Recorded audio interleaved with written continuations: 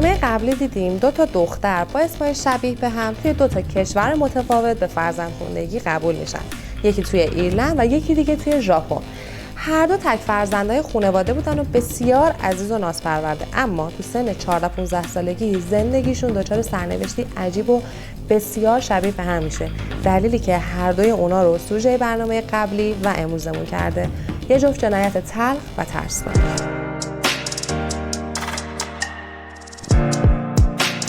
سلام دوستای عزیز و مهربون، خیلی خوش اومدین به کانال خودتون. ممنونم بابت کامنت هایی که در مورد پرونده ها میذارین برام و از طرف تیم کارگاه اسمی تشکر میکنم برای لایک و سابسکرایب کانالی که در حقیقت مال شماست. امروز قسمت دوم پرونده جذاب و پر از هیجان آناستازیا و آنامیتسو رو بررسی میکنیم. توی قسمت قبل گفتیم که آناستازیا یه دختر بچه 2 ساله روسی بود که یه خانواده ایرلندی به فرزندی قبولش کردن و بردنش ایرلند. آنامیتسو هم یه نوزاد 11 ماهه ایرانی بود که یه مرد ایرانی و همسر ژاپنیش اون رو از پرورشگاه گرفتن و با خودشون بردن ژاپن. از شباهت‌های عجیب این پرونده اسم این 2 تا دختر بودن که تقریباً همسن بودن. وقتی درگیر عجیب‌ترین ماجرای زندگیشون شدن، خیلی حیرت انگیزه که هر دوتاشون یه روز با یکی رفتن به یه پارک و همونجا ماجرایی رقم خورد که سر از یه پرونده جنایی در آورد. بیشتر از این دلتون رو آب نمی‌کنم. میدونم چقدر منتظرین که بدونین توی اون پارک چه اتفاقی برای اون دوتا آنا افتاده و اونا با چی مواجه شدن. پس بی معطلی بریم که خودم مثل شما مشتاقم. تو قسمت قبل داستان به اینجا رسیدیم که عصر روز دوشنبه آناستازیا با پسر بی از خونه میرن بیرون و حتی فرداش هیچ خبری ازش نمیشه. پلیس آدرس پسر رو پیدا میکنه ولی اون میگه که ساعت 20 دقیقه به 6 از هم خداحافظی کرده بودن و دیگه خبری از آن را نداره. فردای اون روز خانواده شروع میکنن با پای پیاده منطقه رو جستجو کردن و با هر کسی که ذهنشون میرسید تماس میگیرن. بعد از ظهر مطبوعات خبر مفقودی آناستازیا و مشخصات ظاهری و لباسش رو منتشر میکنن و از مردم کمک میخوان. پلیس دوباره به خونه پسر بی میره تا سوالهای بیشتری ازش بپرسه. اون این بار میگه در اصل از طرف یکی از دوستاش رفته دنبال آناستازیا و بردتش تو پارک. در ادامه قراره به این پسر جدید هم بگیم پسر A، چون اسم اون توی پرونده نامشخصه. اونطور که پسر بی میگه آناستازیا عاشق پسر A بوده ولی اون علاقه‌ای به آناستازیا نداشته. میگه تو پارک آناستازیا رو با پسر A تنها گذاشته و برگشته خونه. پلیس پسر A رو میبره توی پارک تا بگه از کجا وارد شدن و کجاها رفتن و بعدا خودش از کجا بیرون رفته و همه این نقاط رو با GPS برای تحقیقات ثبت میکنه. افسرها دلیلی نداشتن که ثابت کنه آنا آسیب دیده، ولی از اونجایی که اون 2 تا پسر آخرین کسایی بودن که دیده بودنش، اطلاعاتش برای کارگاه بسیار مهم و حیاتی بود. پلیس دوباره هر 2 تا پسر رو میبره پارک تا مسیر رفت و اومدشون رو توضیح بدن. پلیس متوجه میشه که پسر بی این بار داره از یه مسیر دیگه ای میره و یه جایی هم 2 تا پسر یهو وای میستن و به هم نگاهی میکنن، کاری که از نظر پلیس تحقیق مشکوک بود که انگار خواسته بودن با نگاهی چیزی رو بین خودشون هماهنگ کنن. پلیس هر 2 تا پسر رو همراه والدینشون میبره به ایستگاه پلیس تا اظهاراتشون رو به طور رسمی ثبت کنن. پسر بی همون حرفای قبلی رو تکرار میکنه ولی پسر A توضیحاتی بیشتری میده. اون میگه تو خونه داشته درساشو میخونده که پسر بی که یکی از بهترین دوستاشه باش تماس گرفته و قرار گذاشته تو پارک همدیگه رو ببینن و درس بخونن. اونم رفته پارک ولی وقتی پسر بی اومده آناستازیا هم همراهش بوده. پسر A میگه آناستازیا رو توی مدرسه میشناخته ولی نه چندان زیاد. فقط میدونسته که آناستازیا ازش خوشش میاد چون قبلا یه بار ازش خواسته بود که با هم صحبت کنن. پلیس متوجه میشه پسر A موقع راه رفتن میلنگه و کلا جراحت‌های روی پاش داره. وقتی ازش سوال میکنن میگه وقتی توی پارک تنها بوده میخواسته برگرده خونه که 2 تا مرد بهش حمله کرده بودن و اونو روی زمین انداخته بودن ولی اون بلند شده و با لگد به سر یکی از مردا کوبیده و باعث شده هر 2 تا فرار کنن. بازرسا خیلی به این داستان اطمینان نداشتن چون بریدگی روی صورتش و زخم‌های دست و پاش با این داستان جور در نمیومد. علاوه بر این بعیده که اون با یه لگد باعث فرار 2 تا مرد بالغ شده باشه. به هر حال پلیس به پارک میره تا ببینه ادعای پسر A صحت داره یا نه، ولی هیچکس توی پارک 2 تا مرد با اون مشخصات ندیده بود و دوربین‌های پارک هم همچین چیزی رو ثبت نکرده بودن. فکر میکنم وقتشه بریم ژاپن رو ببینیم کی از پشت درخت‌های پارک بیرون اومده بود و باعث شد شینجی از روی تن آنامیتسو بلند بشه و فرار کنه. برنامه قبلی اونجا تموم شد که با صدای اومدن یکی شینجی از ترس فرار میکنه و کمی دور میشه، ولی چند دقیقه بعد متوجه میشه 2 تا گربه دنبال هم کرده بودن و خبری از کسی نیست. با فرار شینجی ظاهرا آنامیتسو هم آروم شده بود و دیگه جیغ و داد نمی‌کرد. شینجی یواشکی برمیگرده و میبینه که آنا از حال رفته. یکم تکونش میده و متوجه میشه آنا خفه شده. اینجا بود که حسابی وحشت میکنه و تنها چیزی که به ذهنش میرسه اینه که آنا رو کشون ببره پشت درخت‌ها ها و تا سر کله کسی پیدا نشده از پارک بزنه بیرون. وقتی میرسه خونه به خواهرش میگه میدونه دیگه نباید آنا رو دوست داشته باشه و برای همین خیلی غمگین و میخواد تنها باشه. ولی نیمه های شب 1000 تا فکر جور و جور نمیذاشتن که خوابش ببره و وادارش میکنن بلند شه بره جسد رو بسوزونه و بندازه تو دریاچه تا خیالش راحت بشه.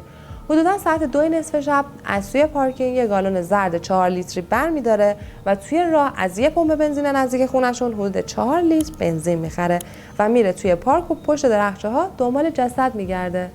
ولی خبری از جسد آنامیتسو نیست. همه جا رو میگرده و وحشت زده تر از عصر برمیگرده خونه و این بار میره خواهرش رو بیدار میکنه و با ترس و لرز همه ماجرا رو براش تعریف میکنه. خواهره که از شنیدن این داستان شوکه شده بود به موبایل همیشه سایلنتش نگاهی میندازه که ببینه خبری از این جنایت منتشر شده یا نه، که ببینه کلی تماس از مادر آنامیتسو داره. این خواهر و برادر تا صبح خوابشون نمیبره و به نقشه‌های متفاوتی فکر میکنن. و خواهره میگه من مدرک دارم چه ساعتی سوار اتوبوس شدم و برگشتم خونه و هیچ کس هم خبر نداره تو قرار بود بیای پارک و باهاش صحبت کنی. بنابراین تصمیم میگیره بگه آنا میخواسته تنهایی بره خرید و اونا زود از هم خدافظی کردن.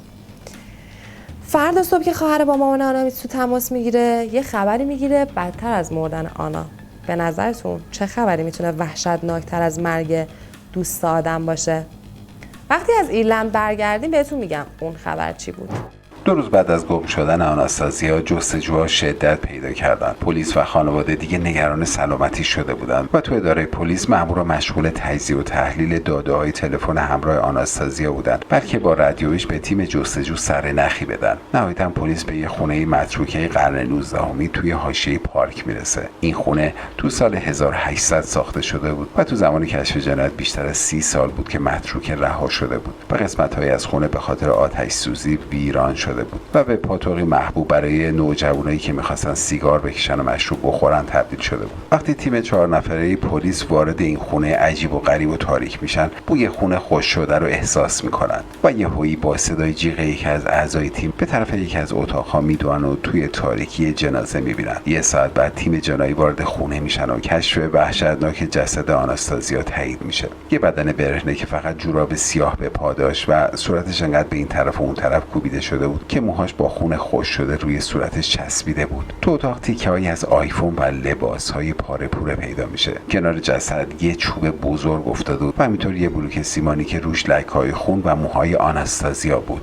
روی دیوارها و فرش خون پاشیده بود. پلیس با خانواده آناستازیا تماس میگیره که برای تشخیص جسد به سردخونه برن و پرونده مفقودی به پرونده قتل تبدیل میشه. طبق گزارش پزشکی قانونی آناستازیا اول با چوب مورد ضرب و شتم قرار گرفته بود و بعد با یه جسم سنگین احتمالاً همون بلوک سیمانی 4 تا ضربه بهش وارد شده بود. یه سیم آبی رنگ هم دور گردنش پیچیده شده بود. علاوه بر این شواهدی از تجاوز جنسی هم وجود داشت که معلوم نبود وقتی هوشیار بوده این اتفاق افتاده یا بعدش. از اونجایی که ناخن‌های مصنوعیش توی اتاق پخش و پلا شده بودن، معلوم بود که با مهاجمان به شدت مبارزه کرده بوده. پلیس معتقد بود که به احتمال زیاد قاتلش رو میشناخته. این خبر فضای شهر رو کاملا آشفته میکنه و مردم از جنایتی که به این شکل وحشیانه اتفاق افتاده بود حسابی شوکه شده بودن. فکر کنم فضا زیادی دارک و خشن و نفسگیر شده. پس یه سر بریم ژاپن یه خبر از آنامیتسو بگیریم. شاید حالا احوالمون عوض بشه. اگه یادتون باشه بهتون گفتم مادر آنامیتسو پای تلفن چیزی به خواهر میگه که از خبر مرگ آنا هم وحشتناکتر بود. اونایی که حدس زدن آنا زنده بود خیلی باهوشن. آره درسته. آنا خفه نشده بود و یه دانشجو توی پارک پیداش کرده بود. زنده ولی بیهوش. خواهر خودش رو به بیمارستان میرسونه تا بفهمه اوضاع از چه قراره و متوجه میشه شرایط جسمی آنا ناپایداره. اون میفهمه که برادرش اشتباه کرده و آنا خفه نشده بوده و از به خاطر ضربه مغزی از هوش رفته بوده. خیلی سریع به برادرش زنگ میزنه و میگه که آنا به هوش بیاد حسابی تو دردسر میافتی. خواهر دروغایی که شب قبل تمرین کرده بوده به مادر آنامیتسو و به پلیسی که توی بیمارستان بود میگه. 3 روز بعد دکتر مرگ مغزی قطعی رو اعلام میکنه و میگه خانواده میتونن اعضا رو اهدا کنن. اینجا مثل داستان آناستازیا یهو پرونده تبدیل میشه به پرونده قتل. پلیس چند نوبت با دوست آنامیتسو به عنوان تنها شاهدی که آخرین بار اون زنده دیده صحبت میکنه و توی روایت‌هاش متوجه تناقضاتی میشه.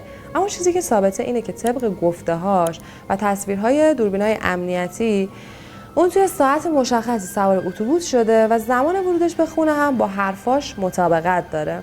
این وسط هم کلاسی‌ها به پلیس میگن که شینجی خیلی عاشق آنامیتسو بوده، ولی آنا همیشه دستش مینداخت و مسخرش میکرده و گویا شینجی به یکی از دوستاش گفته بوده یه روزی تلافیشو سرش در میارن. حالا پلیس یه مظنون داره با انگیزه قابل قبول و قوی. اونا با شینجی صحبت میکنن و بدون اینکه متوجه بشه اثر انگشتش رو ثبت میکنن و بهش میگن از لیست مظنونین حذفش کردن تا خیالش راحت بشه. عجب حکایت پرتعلیقی بوده تا اینجا. داستان رو تا اینجا داشته باشین تا بریم ببینیم داستان دیگه‌مون به کجا رسید. به نظرتون قتل آناستازیا کار کی بوده؟ بالاخره بعد از چند روز نتایج آزمایشگاه نشون میده 2 تا مظنون بالقوه مقابل پلیس هستن. همون 2 تا پسر 13 ساله A و B که از همون اول پلیس به خاطر ناهماهنگی و تناقض‌گویی هاشون بهشون مشکوک شده بود. ولی از اونجا که پسرای آروم و محترمی بودن تو مدرسه و از اون بچه مثبتایی بودن که هیچ سوء سابقه رفتاری نداشتن، پلیس خیلی روشون زوم نکرده بود.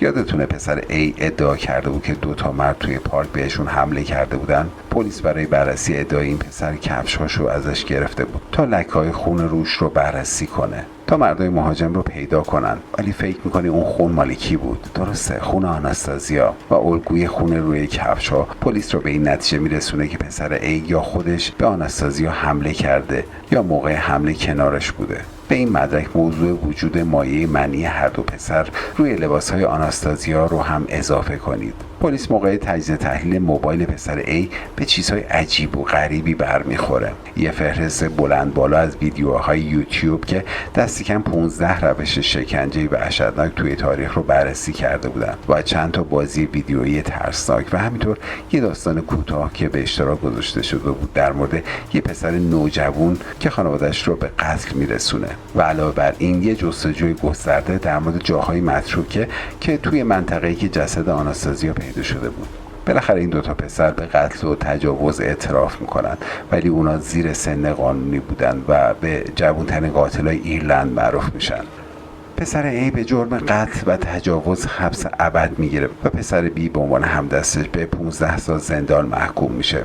واقعا چطور 2 تا پسر 13 ساله میتونن همچین کاری بکنن؟ این همه سنگدلی و قساوت از کجا اومده آخه؟ حالا که قاتلای آناستازیا پیدا شدن، بریم ببینیم آنامیتسو رو شینجی کشته یا بعد از رفتنش یکی دیگه این بلا رو سر اون دختر زیبای ایرانی آورده. چیزی که توی پرونده کار دست شینجی میده همون گالون زرد 4 لیتری پربنزین بوده که اون شب شینجی از ترس و وحشت یادش رفته بوده با خودش ببره خونه و توی پارک نزدیک همون درخچه هایی که آنامیتسو کنارشون پیدا شده جا گذاشته بود و رفته بود. پلیس فیلم دوربینای مدار بسته ساختمون شینجی و خواهرش رو چک میکنه. این 2 قلوها اون روز عصر با همدیگه از خونه بیرون میزنن و خواهر دقیقاً همون ساعتی که گفته برمیگرده خونه. ولی ساعت برگشت شینجی با چیزی که ادعا کرد فرق داشت. عجیب تر این که پلیس موقع بررسی دوباره فیلم ها متوجه میشه که شینجی ساعت 1:48 نیمه شب با یه گالون زرد از ساختمون بیرون میره و ساعت 3:12 به خونه برمیگرده بدون اینکه گالونی توی دستش باشه. اثر انگشت شینجی با اثر روی گالون مطابقت داشت. علاوه بر اون پلیس دوربین‌های امنیتی همه پمپ بنزین‌های مسیر خونه تا پارک جنگلی رو بررسی میکنه. توی نزدیکترین پمپ بنزین به پارک تصویر شینجی ثبت شده که داره بنزین میخره. پلیس شینجی و والدینش رو دوباره به ایستگاه پلیس محل احضار میکنه.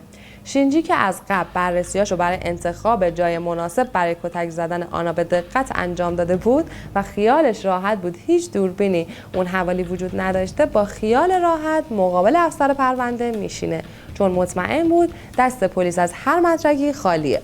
پلیس اول با طرفدارای خودش سوالایی میپرسه که تمرکز شینجی رو در داستان سرایی به هم بریزه. وقتی این حالت به اوج خودش میرسه، پتک داستان گالون زرد رو میکوبه تو سرش و تصویر خروجش از خونه با 1 گالون و پر کردنش توی پمپ بنزین رو براش پخش میکنن. توی اون لحظه برای این پسر 15 ساله خیلی سخت بود که بتونه خودش رو جمع جور کنه و داستان دیگه ای سرهم کنه. پس میزنه زیر گریه و اعترافش شروع میشه. شینجی به قتل غیر عمد متهم میشه و با توجه به اینکه زیر سن قانونی بود محکوم به حبس بلند مدت میشه. دوستان نازنینم، ممنون که منو همراهی کردین. واقعا پرونده های سنگینی بودن و دل هممون رو به درد آوردن. شباهت‌های این دوتا پرونده نسبتاً زیاد بودن. دوتا دختر خیلی زیبا که از پرورشگاه به کشور دیگه میرن و تو سن خیلی کم به دست پسرای مدرسه خیلی بی‌دلیل و ناعادلانه کشته میشن. واقعا چه سرنوشت عجیبی. زندگی سخت توی پرورشگاه یا تک فرزند نازپرورده یه خانواده شدن و یه قتل فجیع. ذهن من که حسابی درگیر موضوع تقدیر و سرنوشت شد. شما برام کامنت کنین که به چی فکر کردین، نظراتتون رو هم با هم رد و بدل کنین که قطعاً بحث خوندنی میشه. دوستتون دارم و تا برنامه بعدی به خدای مهربون میسپارمتون. خدا نگهدار.